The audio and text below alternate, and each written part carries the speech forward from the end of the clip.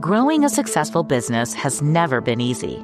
But whether you're navigating a complex industry or trying to reinvent one, our breadth of banking experts are here to collaborate on market-proven solutions. At KeyBank, we're built to grow with your changing needs because we're not just here for the business you are now, we're here for the business you'll become.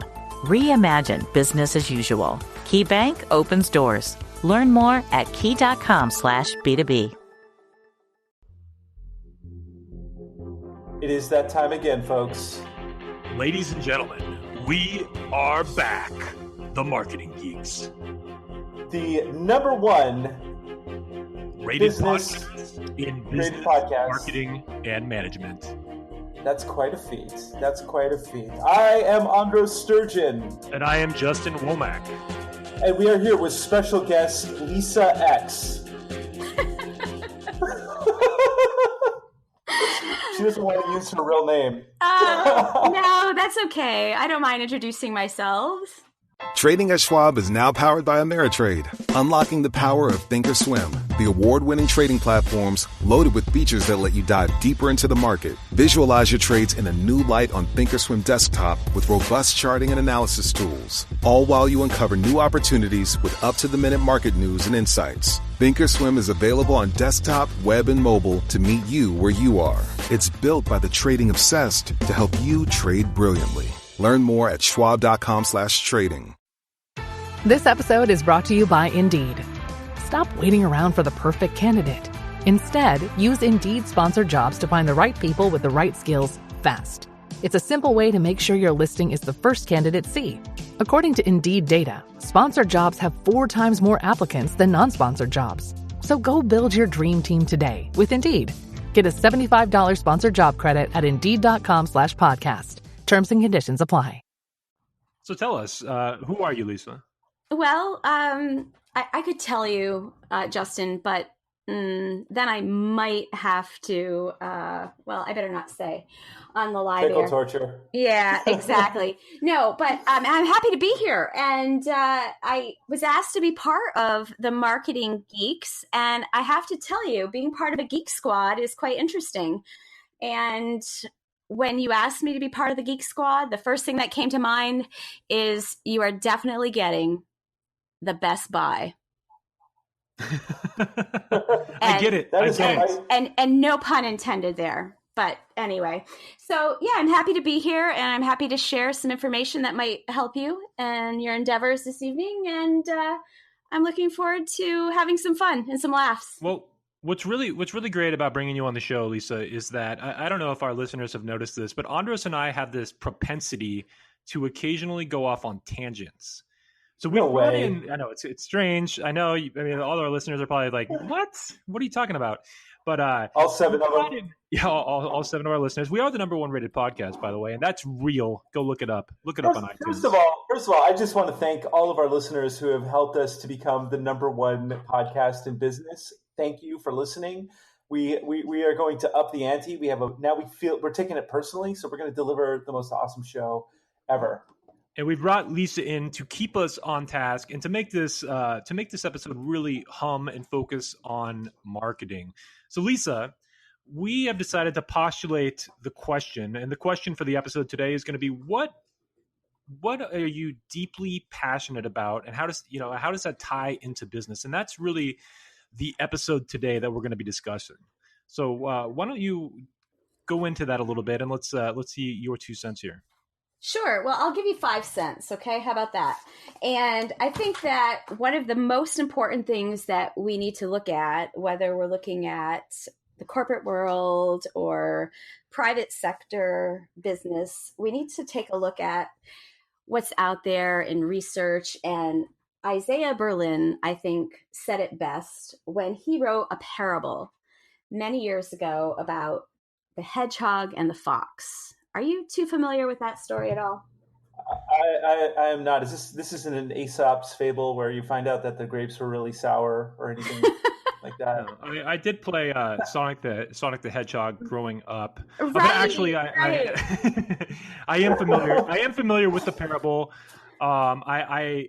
I'm loosely familiar, though. I mean, I understand. Why don't you explain it to us? I think Lisa's probably got a good grasp. Let's let Lisa put her take on it, and then I'll put my own spin on it, which will then warp everything out of sorts. And then I'll make a completely dumb joke about it. So let's do it. So okay, here we go. Well, first of all, I see the two of you as Fox. Okay, you two are definitely Fox because you know many things, but both of you are quite scattered.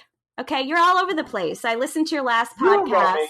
You don't know me. Well, listen, I listened to your last podcast, and I kind of fell apart because how could anybody diss The Little Mermaid?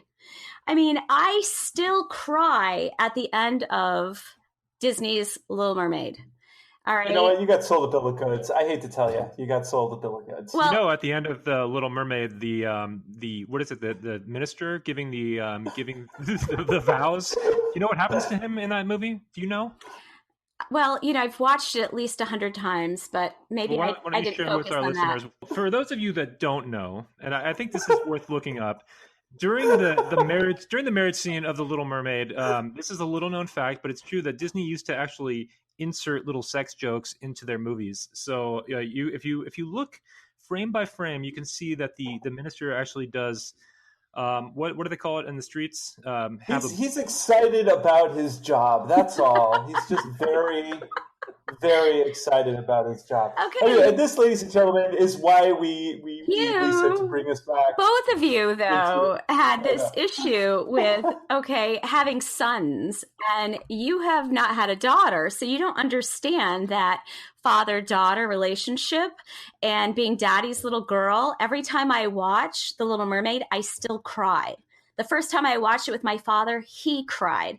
And so I was really upset with your last podcast, and I thought, you really need to bring in a woman's perspective because even though you think you're saying something that's maybe enabling women or bringing power to women, there are some things that we like about the fairy tales. There are some things that we like about Prince Charming coming to save us. So, don't box us all in the same categories, please. Oh man. Let me tell you something. If I found my little girl watching The Little Mermaid, that's worse than pornography. I would have to bury her in the sand as punishment. Oh my goodness. Just so you know, Andros, I brushed my hair with a dingle hopper this morning. Okay? Because my hair is so curly and it's quite crazy, actually. I don't even know what a dingle hopper is. That sounds like something a priest would have under his robe while he was marrying a cartoon character. Your word of the day, ladies and gentlemen, your word of the day, dingle hopper. The Little Mermaid used the dingle hopper, which was a fork, to brush her hair, to comb her hair. So getting back to the fox and the hedgehog people are about big ideas. They're decisive leaders. They're the visionaries. And the hedgehogs are people who really get into moving their companies from good to great, as Collins would say. So who would, like Elon Musk, hedgehog, or would he be a fox? Well, you tell me. All over the place, or someone who's a decisive thinker? I mean, I don't know. He wants to get us to Mars. He also sells flamethrowers and electric cars. So you tell me. and solar houses too. And solar houses. Okay, so here's the essence of a hedgehog is this essence of profound insight, of simplicity, keeping things simple. And these are people like Albert Einstein. Is there anything more simple than E equals MC squared? I mean, it's pretty simple. Freud, the unconscious, the id, the ego, the superego. These are things that are quite simple. Adam Smith, in the Pin Factory. So when you start looking at great minds and great leaders, great thinkers, we have to take a look at the difference between the fox out there and the hedgehog. And so Berlin really said it well with his parable. And what happened after that is business leaders started to say, okay, well, we're going to take Berlin's hedgehog concept, the simplicity of it, and put it into 3 circles. And I think Jim Collins in Good to Great, Moving Good Companies to Great Companies, even though it's a bit dated, really did a great job with this. And it's something that really needs to be considered with what you're doing in marketing, because... So give me some examples. I'd like to hear some distinct examples of like how, I'm still a little unclear as far as like the concept of like so the hedgehog is like a single-minded, single-focused sort of individual. Big where idea. The fox, Big idea. So you would have like laser focus, right.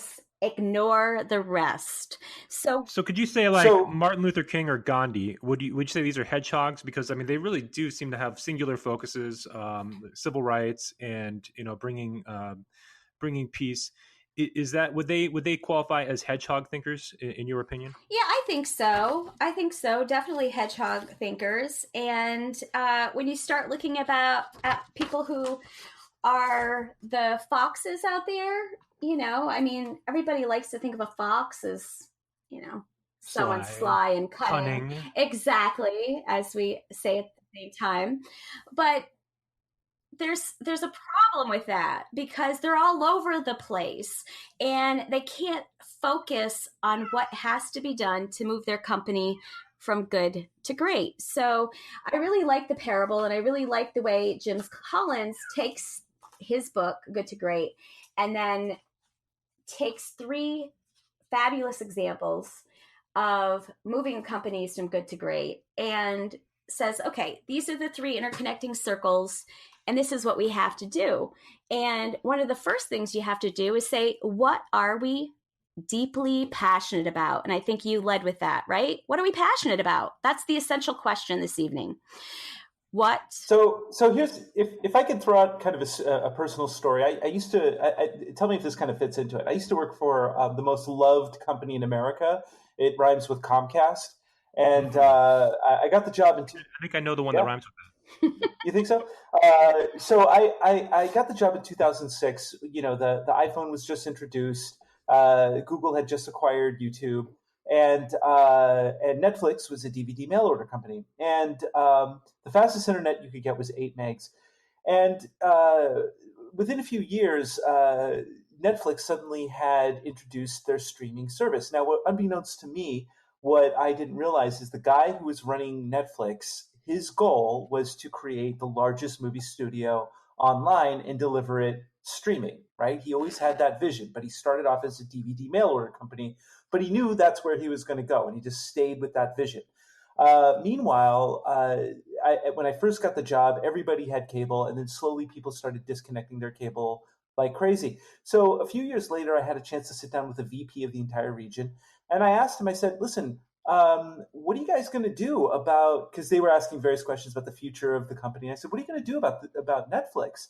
And the guy looks at me, I swear to God, he looks at me and he goes, Netflix is not our competition.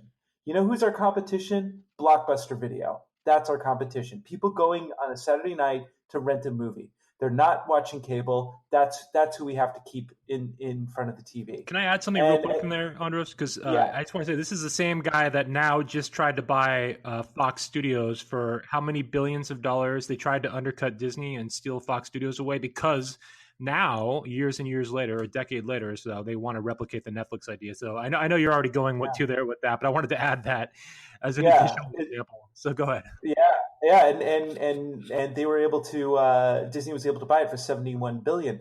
But the interesting. So would you say that kind of illustrates, Lisa, the Netflix is the hedgehog, Comcast trying to get into all these other lines of business. They're more like the fox. Sure. And I think one of the best examples that most people who are listening could relate to is the drugstore Walgreens.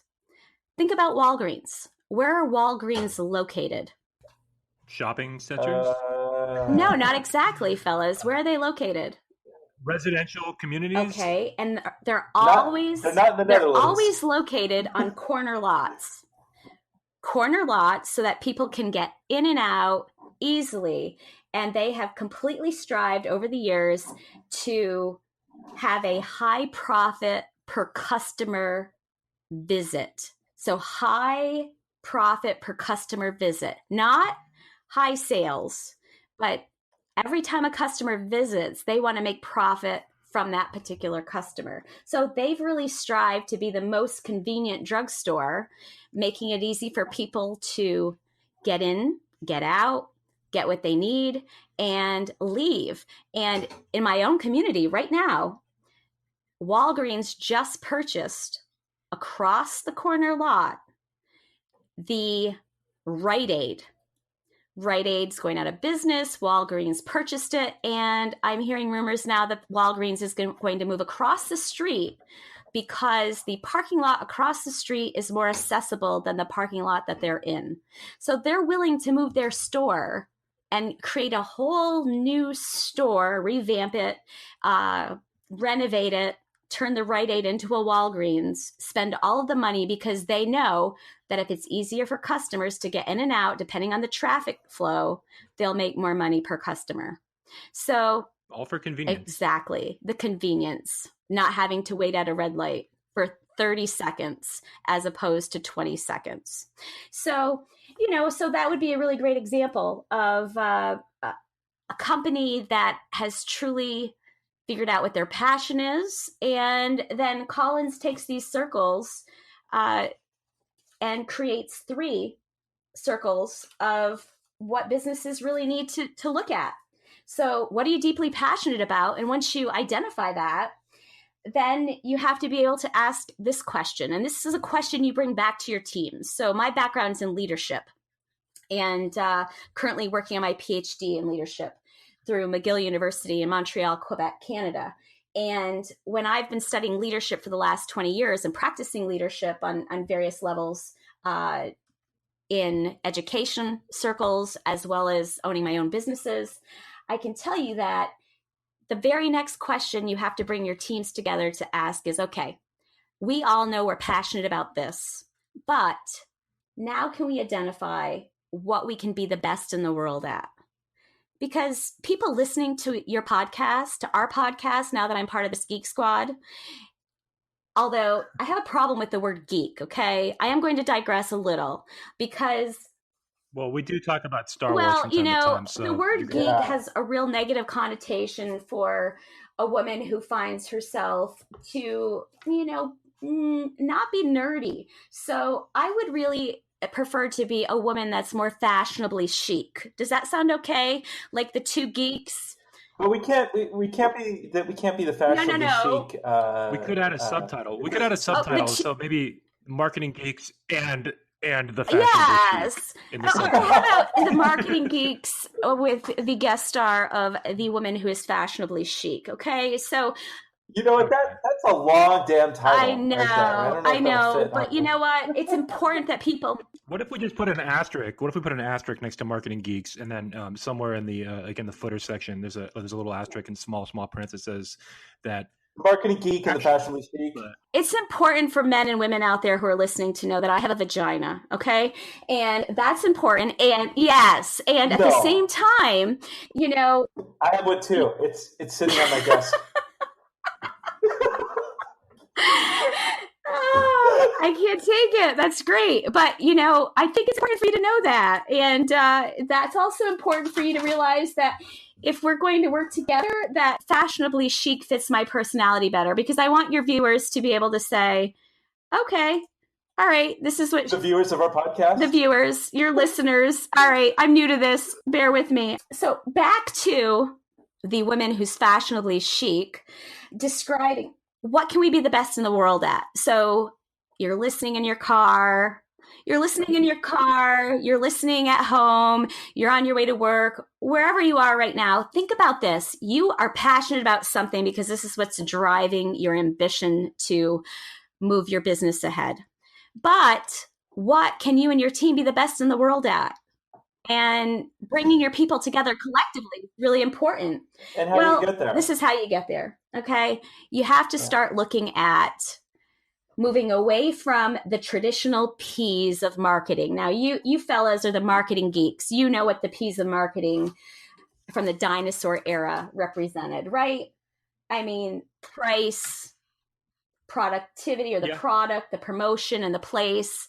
And you have to start looking at 21st century skills. So I would suggest getting away from the P's. I'll never forget the boss that I had who always reminded What are the P's? Real quick, let's rattle off. What are the P's? Just so we know. Price. Uh-huh. Product.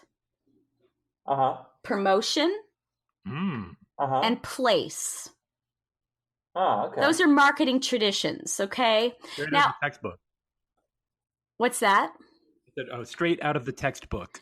Textbook marketing. Absolutely, Justin. And so I had a boss one time who actually was a businessman, but he was also an educational leader. And he had not only the 4 Ps, but he also had the 6 Ps. Okay, well, these were his 6 Ps. Proper planning prevents piss poor performance. Ooh, I like it. Yeah, but you know what? You can only take so many Ps. And then you say, okay, you know what? I've had enough of Ps. Let's move to the 21st century, fellas. Okay, so as we start moving to the 21st century and we see more people who are hedgehogs, but also are working with people like you who are the jack of all trades and can do a little bit of everything, and you're masters of the universe in many ways. And we start looking at what are the 4 Cs that we need to move companies from good to great, or to help them develop what they can be the best in the world at. And then we start looking at creativity, critical thinking, communication, both written and verbal. Having good command of the language that you're speaking is incredibly important. And lastly, collaboration. Now, my background in marketing is really been more relationship management. As a researcher, selling ideas, being able to advertise and get the right people on the right seats of the bus. Now, I just when wanna, I do that, I just want to interject here because one of the things that you touched on just a second ago, I think is critically important, and that's the collaboration key. In fact, what I see, one of the biggest trends is this idea of the modern entrepreneur working collaboratively with people. I'm a big fan of holacracy. For those of you who don't know, holacracy is a type of management system in which, rather than having a top-down sort of management system with these C-level executives, you have these concentric circles of people who work together and form teams. And so like the marketing team and the sales team may actually have people who are doing both jobs. And even some of the people who are on the design team may also work on the marketing team. So there's like this bleed over of people who have complementary skill sets and form these teams that create project-based sort of initiatives.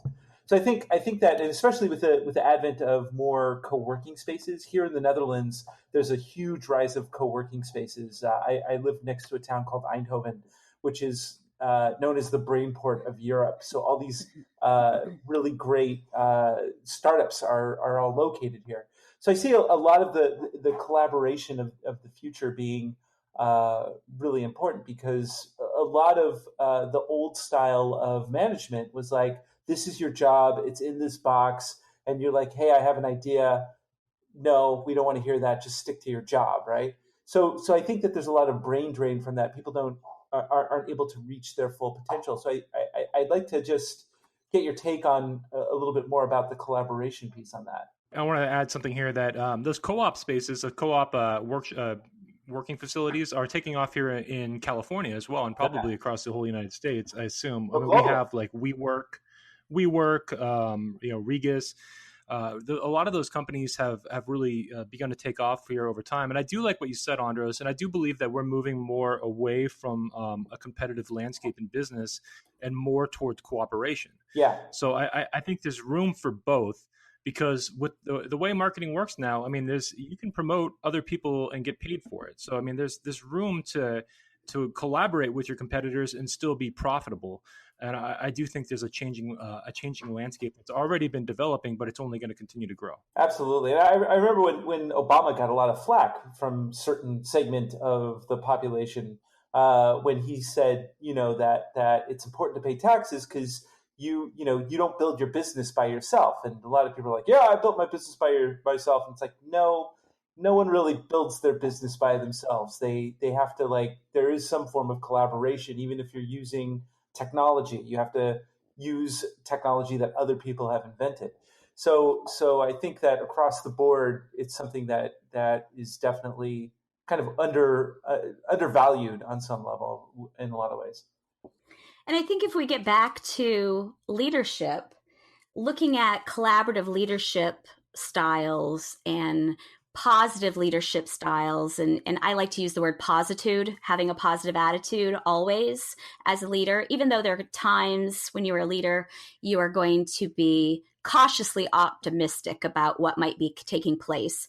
As a leader, you're always going to, hold your head up high, you're going to smile, you're going to talk to your employees, but let's face it, if the employees share in the decisions that are made, they take ownership, they know that they're valued, and then it becomes part of their work and their passion to become part of being the best at whatever it is your company is going to be in the world.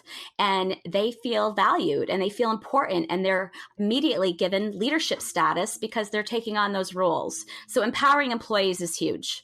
And that collaboration piece is one that I have just worked so hard to try to implement in a variety of different settings. And I like what both of you said about collaboration. And I think that, it could be something that we could work with companies, certainly doing a workshop or a training episode, or whatever you want to call it, because I know you call this a podcast and this is new to me.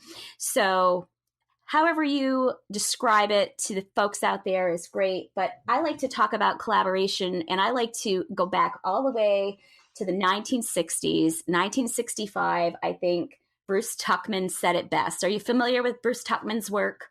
I am not. I'm not. Enlighten me. Yeah. Okay, so Tuckman had what he called stages of group development.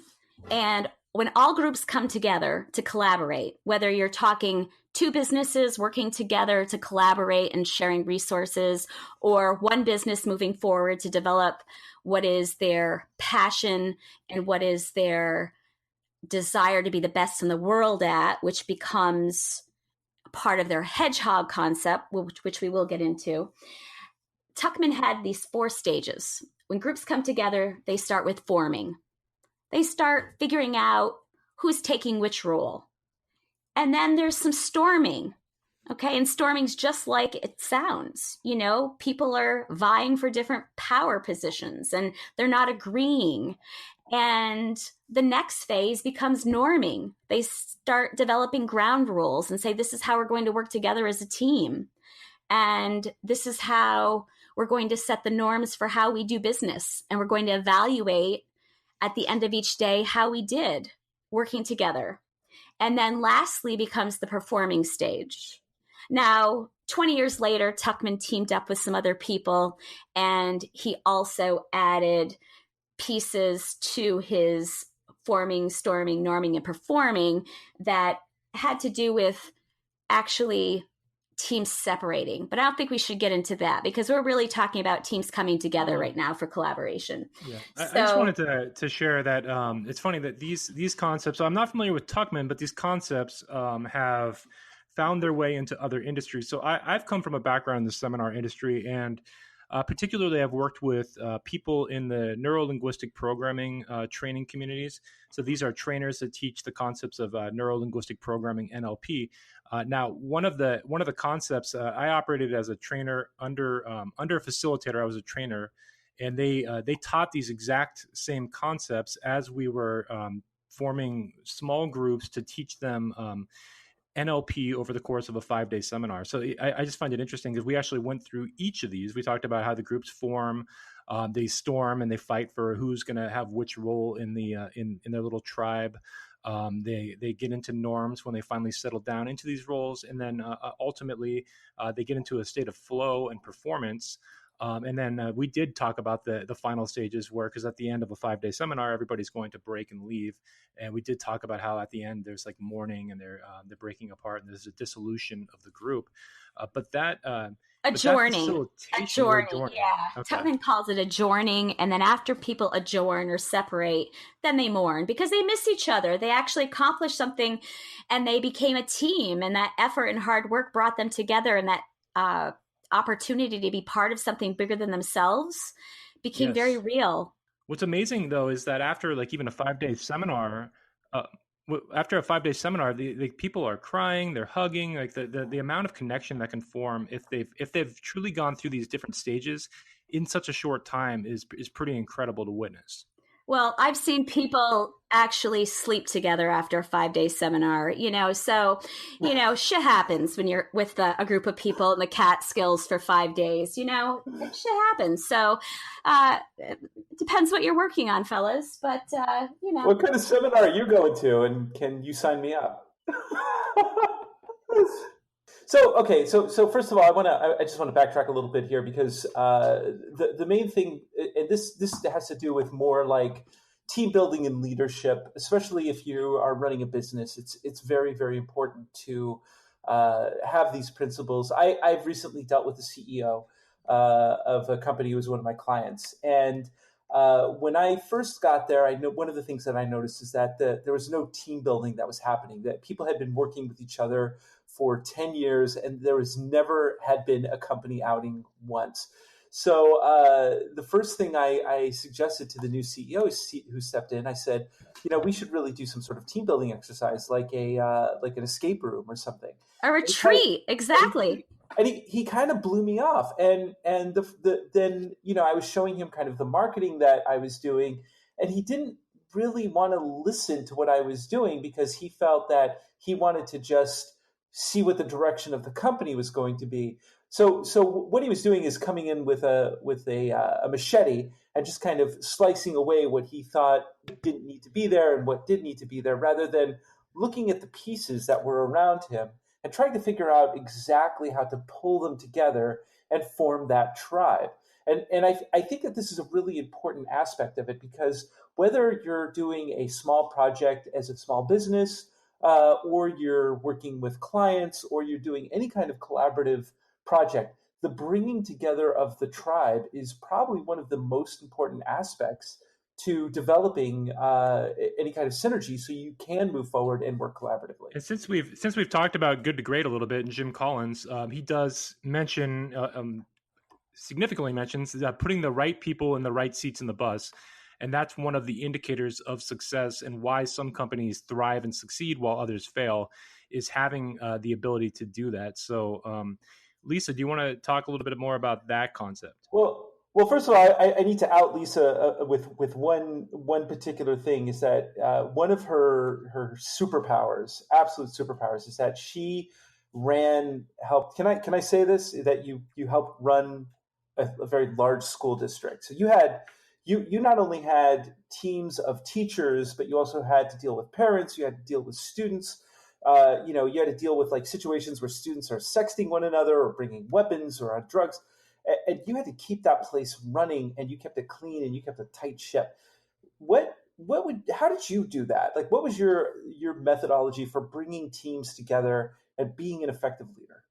Okay, well, first of all, I lead with positude, okay? We've already talked about having a positive attitude all the time. And I'm also a strong instructional leader. So whatever I ask people to do, I'm going to roll up my sleeves and I'm going to do it with them. And I don't expect anybody to do anything on their own. And I'm going to guide them through whatever process I'm asking them to do. But most of all, I'm going to set up a framework. So for example, when I was first an elementary school principal, I was on the job for 2 days, and my superintendent handed me a competitive grant to improve our literacy program and receive $1.5 million. Well, I had been a principal for 2 days. I didn't even know the literacy program in the school district I was working. So I brought the teachers together and I said, just that. I don't even know the literacy program that you're using. However, we have the opportunity in one of the 13th poorest school districts in the state to receive $1.5 million to improve our literacy program. If you can give me 3 good reasons why we don't want this money, then we won't move forward. But if you want to move forward and you believe this is in the best interest of the children, because we're here for the children, that's our passion, children, that's why we're in education, then I need you to write this grant and it to be your grant. I'll give you the outline, I'll give you the framework, I'll order all of the supplies and materials, and then you pick out from the 5 core programs that are acceptable to the Reading First grant movement and initiative. You pick out what you want to use. You pick out the supplemental literacy programs you want to use. This is your grant. And I think part of this is empowering people. Yeah, and that's what I want. I just want to kind of break down piece by piece exactly what you did, because it was brilliant. And number one, what you did is you empowered people by saying, basically, you have the choice to do this or not do this. And if you do this, I want you to choose how you're going to do this. So first of all, you got buy-in from everybody. You empowered people by giving them the choice to opt in on this, right? And number two, go ahead. And then number two, you gave them ownership of how that would ultimately look. Yet so it was almost like you were using a like reverse psychology Jedi mind trick sort of thing. Yeah, it was completely Princess Leia. Yeah. And and that gets back to, me not being a geek and definitely being chic. The hair was really twisted in the buns on the side of my head and everything. But the point that's really critical here is that I also sought out the healthy skeptics. I figured out in 2 days or 3 days who the teachers were, who were healthy skeptics, not cynical, but healthy skeptics. And I approached them and said, I need you on this team. Well, I don't want any part of it, blah, blah, blah, blah. Well, I need you. The children need you. I made it about the children. The children need you because you have this knowledge set. And you know what? I knew in the back of my mind, if the healthiest skeptic, the biggest skeptic in the building was involved and I had buy-in from her, everybody else would be on board. So it's always important to know the players. Everybody you lead needs something different. Some people are going to need a pat in the back. Some people are going to need a letter, and they're that a girl or that a boy folder. Some people need a piece of chocolate. Some people need public recognition. Some people want you to go before the board and say, this person did an amazing job, but you have to give everybody what they need as a leader. And that's important. And when you find out what everybody needs, oftentimes it's that one-on-one approach and saying, the children need you. And you start dangling on those heartstrings. And before you know it, she was on board and she was the workhorse of the design team. So I want to break down 2 more points. Yeah, real quick. Because I want to deconstruct 2 more things that you did here. So first of all, okay, you got everyone aboard. You empowered them. You gave them the option. Then you sought out the person who was least likely to have buy-in, and you brought them aboard. You got them to have buy-in, which absolutely, which made a psychological flip in other people's minds. Like, oh, well, if Lisa got that person, then this must be good. So it was a way to leverage the doubting Thomas, if you will.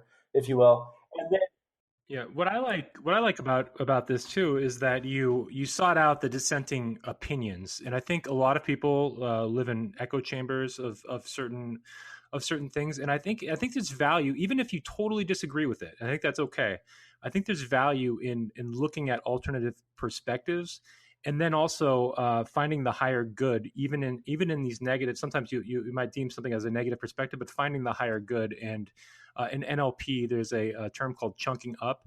So if you know somebody has a certain intention, if you can find the higher good, usually you can find agreement for that person on some level. So I don't know if you relate to that, Lisa, but that's kind of what I can relate to it. And I also think that one of the most important things that I delivered, or the most important message that I delivered to my employees, was this: it's not whether or not you can live with the decision that the design team makes.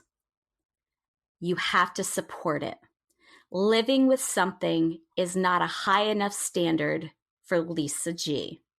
You have to be able to support it. If there's something that you don't like, if there is a decision that's made by the design team, even though all of the stakeholder groups have a say and design team members reported back to their constituents, if there's something you don't like, you have to speak up, because we have to support each other. In order to support each other, I need everybody saying, I support this initiative. I believe that we want the $1.5 million to improve literacy programming and instruction for children in a poor rural school district. This is important. It's our passion. It drives what we want to do, what we want to be in the very best in the world at. And therefore, I support it. I'm never going to say in front of Lisa or my peers, my colleagues, well, I don't really like this, but I can live with it. Living with it's not a high enough standard for me. If you're a good leader, you want support. Yeah, absolutely. And it's interesting that you say that, because Justin and I have worked on several projects together. And when we work on something, because traditionally with our company, what we do is we build websites, we create marketing campaigns, we do social media campaigns, and we do it for a very cost-effective way. But when we deliver our projects, we don't let it go unless somebody really, when they get it, they're just like, I love it. This is exactly what I wanted. I'm communicating exactly the right way, and I have ideas that I haven't really thought about. So I think that this is really key too, because not only do you have to form your tribe, you have to bring people aboard, you have to find out that doubting Thomas, you have to empower them to make the decision to move forward with what they want to do. But they've also, you've got to deliver something that people will love. And that's a tough call, because as they say, a giraffe is really a horse built by a committee. So when you're dealing with all these people, so how do you overcome that? How do you deliver a horse? Which committee picked the spots? Yeah. Who voted? Here's how you do it, okay, fellas?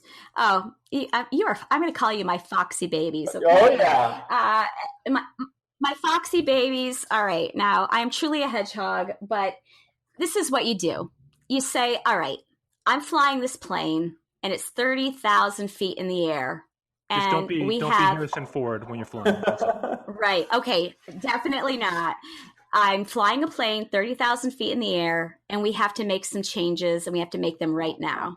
And the only way we can fix a plane while it's 30,000 feet in the air is by one of the C's. Which C? Communication. Okay. So you have to have incredible communication between the pilot and the ground crew. You do not want that plane to crash. You do not want your business to fold. You do not want employees to lose their jobs. And you have to do everything that you can to keep the plane in the air. So that desire to save lives becomes part of a passion that leaders have for making lives better for the people who work for them and with them. So what you're saying is basically, like, you have to look at it almost like it's Apollo 13, and there's your did you ever see Apollo 13? I saw The Little Mermaid. Okay, give me a break. The metaphor to me, it's a lot about dealing under pressure too. I mean, if you're in a plane and you're having to fix a major problem while you're in the sky, you want to be able to create a clear, actionable plan, know the precise steps, have the right players doing the right parts, and getting it accomplished.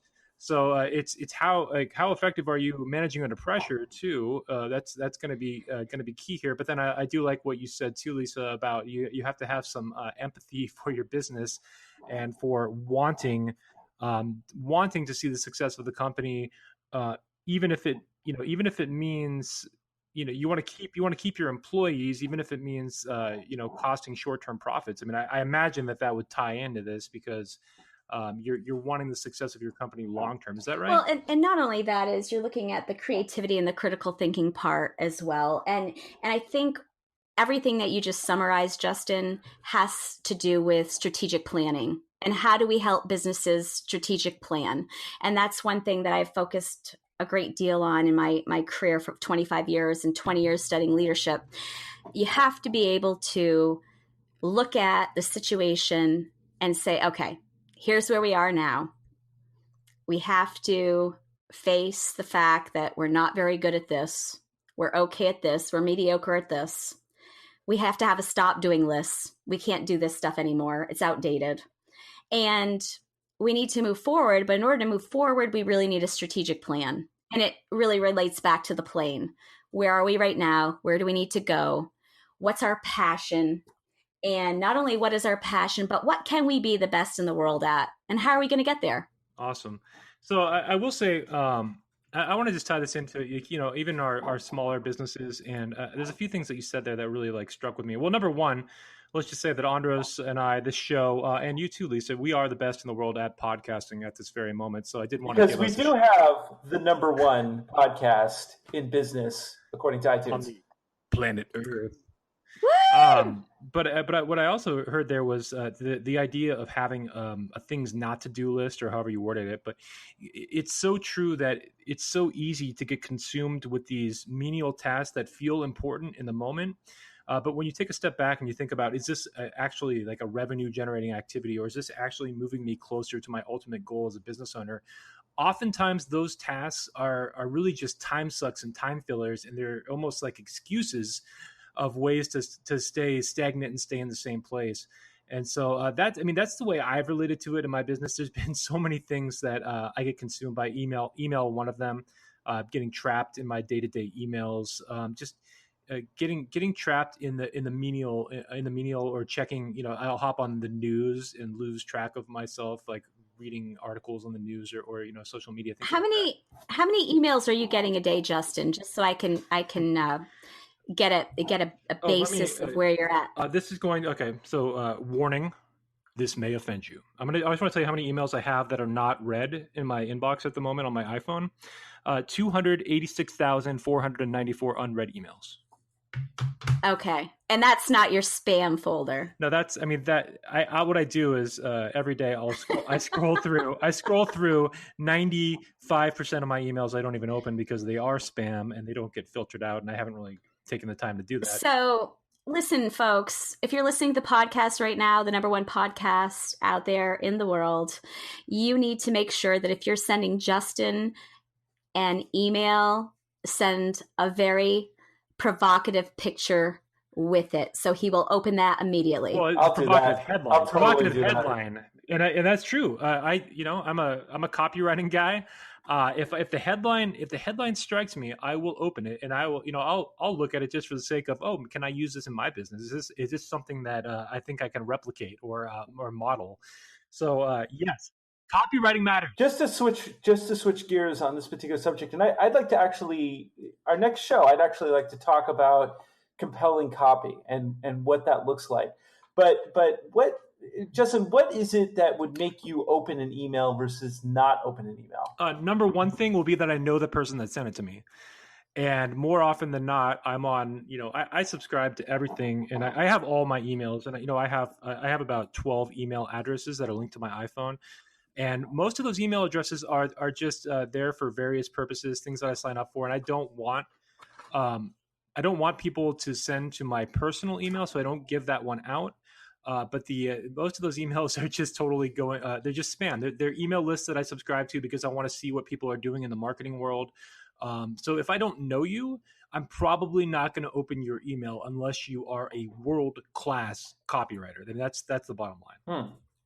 Lisa, what kind of emails will you open? Do you open all your emails, or do you just ignore some? Like, is there some that you definitely will open?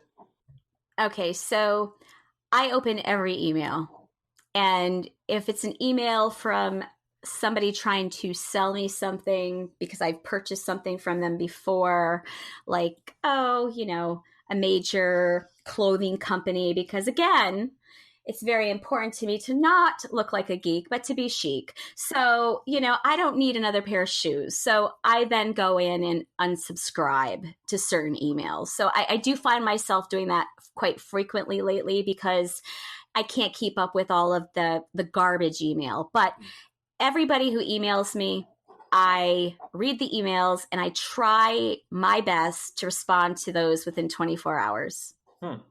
Yeah. Just to piggyback on what you're talking about, I do want to just make a caveat here that email marketing is not dead, though. Even though someone like me, I have thousands and thousands of email, I'm not the target market for an email marketer, not anymore anyway. But your average end user, if you write compelling copy and you do a pretty good job, you can get about a 30% plus open rate on email marketing, even if you are selling something. And if you're really, really good at your job, you can get something like a 15 to 20% click-through rate, meaning that if you had a link to a sales offer or a link to anything, you actually get a click off of that email to the next page. So I just want to say that because we're kind of talking about like ignoring emails, and one of my professions is email marketing, that even though I am not the ideal person to reach with email marketing, it's still one of the most powerful techniques that people can use in their business to quickly grow their revenue. So it's interesting, but it's true that there's a lot of people that are like me, but there's also 30% of the population still opening emails. So. Interesting. Yeah, it's email is a tricky thing because especially the way that it's filtered out. And so I think that what I'd like to do is on our next, because we're running out of time here, and but I think that we should really address like the importance of copywriting, and especially Lisa, since you're so amazing with the language. What makes for compelling copy? I mean, there's always been this argument about who would you rather be? Would you rather be the writer who wins the Pulitzer Prize, or would you rather be Stephen King? I mean. Well, and to that end, Andros, like in the book, David Ogilvy, who's a guy that I talked about in a previous episode, who was like a 1950s Mad Men era advertising genius. The first like couple paragraphs in his book, he talks about, I'd rather be the guy that actually sells with my advertisement than the guy that wins the awards. I don't care if people love my ads. I care that they're actually selling and converting. And that's the same kind of thing. I mean, are you actually getting results, or are you, a company that's just creating ads that people love, like Super Bowl spots that are fun, but maybe they don't convert that well? So, I mean, what if you're really investing money in advertising, the end result should be, the numbers should be there to support it. Well, of course, didn't you both this past year, in the last 3 years, send in your Doritos Super Bowl commercial to see if you'd win? I didn't. No. Oh, you could have won $1 million by having the best commercial. $1 million so many times. I the first time I ever heard about Bitcoin, it was $35, but coulda, shoulda, woulda. So let's recap everything that we've learned here today. So number one, we have this idea of the hedgehog and the fox. The hedgehog is the single-minded entrepreneur or leadership person who has a vision and sticks with that vision all the way to the end, where the fox is more of the lateral, does a lot of different things and just kind of moves with the energy of something, but doesn't quite have a single focus. We talked about the P's, which are price, product, promotion, and place. All right. We talked about the C's, which are creativity, critical thinking, communication, and collaboration. And the importance of collaboration, bringing it all together, having a good team, and the thing that the big pull away for me, Lisa, was how you were talking about the concept of developing the team by bringing together a project, empowering people with the choice of being part of the project or not part of the project. You give people the opportunity to buy in, so they have the opportunity to be part of a team. And then they, once they're part of the team, you look for the doubting Thomas, if you will. You bring that person aboard, get them to buy in, and then ensnare everybody with an emotional pinpoint of where the tribe is going to circle around, the campfire, if you will, of the tribe. What is the thing that we're all here to do? And that's the way you bring together the leadership of these people. So I think that those were the things that really stuck with me in this conversation.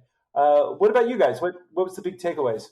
Well, I would just like to leave with the fact that my mentor, my favorite boss in the entire world, in the world of leadership, will have his ties and his musical socks in the Leadership Hall of Fame, always said this: it is much better to have a skunk on the inside pissing out than the outside pissing in.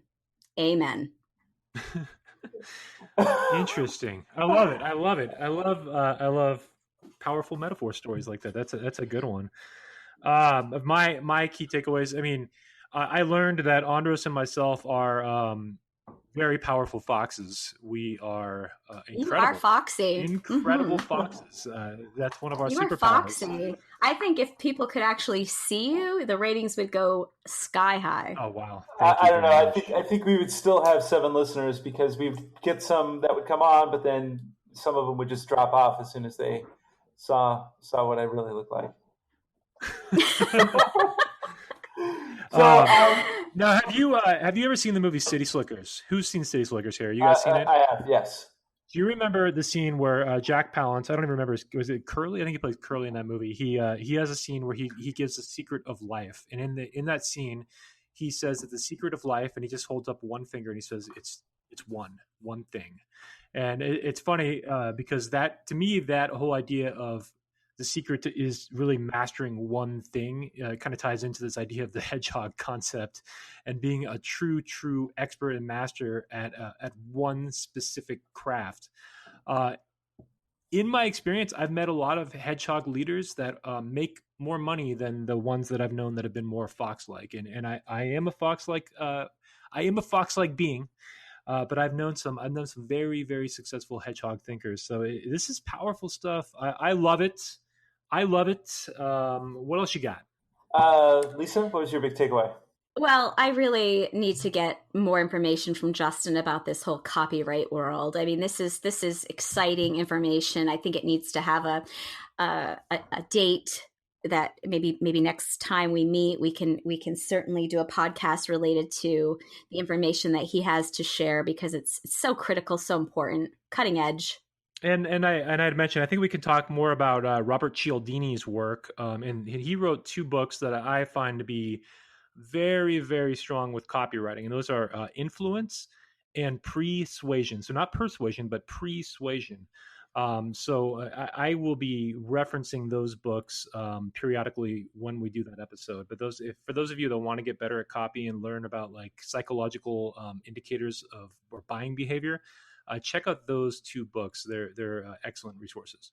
Okay, so let's leave everyone with a homework assignment, all of our listeners, because we are here to empower you and make you better.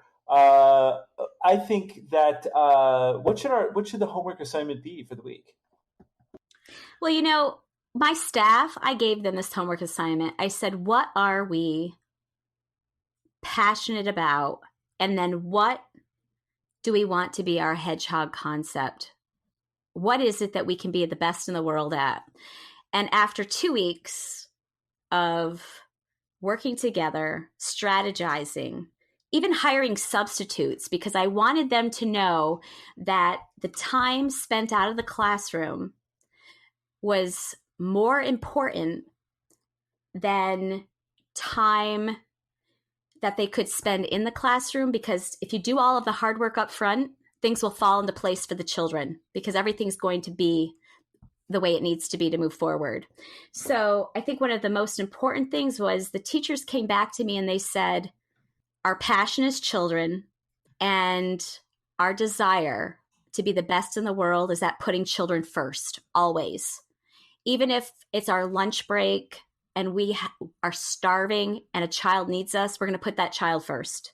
And they did that. So so I'd like to know, like, and so please leave a comment. You can contact us through our website or through leave a comment. I would love to know, what are you passionate about? What is the thing that is driving you? And are you a fox or are you a hedgehog? I think we should definitely. I'd love to hear what people are passionate about there. So, Marketing Geeks. Marketing Hedgehogs. Geeks. I want to hear from Hedgehogs. Marketing I- Geeks. More Hedgehogs. I want to thank again everybody who's been listening to the show and has made us the #1 business podcast on iTunes. Thank you. We couldn't do it without you, people. And this show is brought to you by Starchild Interactive. If you are looking to build a website, start a marketing campaign, do some email marketing, create some landing pages, accelerate your business, Starchild Interactive is the place. You can find them at starchild.us. That's starchild.us. We are excited to serve you in any way. We will see you next week, and we'll talk about copywriting, email marketing, more geeky stuff. Thank you, everybody. From the Netherlands, it's Andros Sturgeon. I can't wait to read the emails. Stay classy, people. Stay Justin classy. may not read them, but I will. Stay classy. Stay classy.